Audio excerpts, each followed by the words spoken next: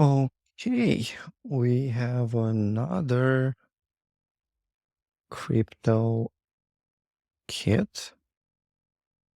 Did I see this before? Okay, we have a style guide, components, inter, there's a paper. Oh my God. So it's not even optimized, guys. I'm gonna do this one more time. Please, for the love of God, optimize the freaking fonts. It's not that hard. There's a plugin. It's called Inter Font Spacing. You just select and it updates your letter spacing with the correct stuff. So I'm not gonna do it, obviously. I can already tell this kind of sucks because these are not linked.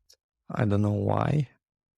You have some font styles. We'll see if they're being used or not, but looks like they're not being used at all. So you have like Inter Poppins, like why would you? Anyway, so there's a light theme and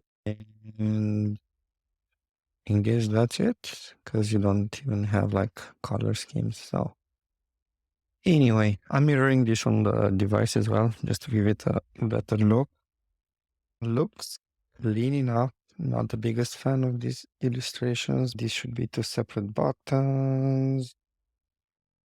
No auto layout from what I can see. Okay. Like these icons, but the typography in general kind of sucks. A bunch of useful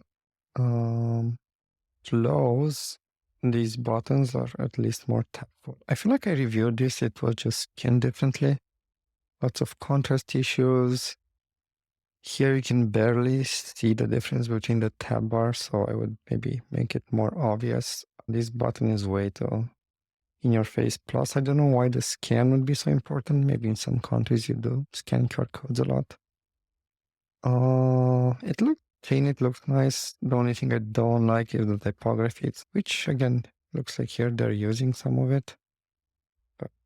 Poppins, not really in mobile, it's a print font with using it.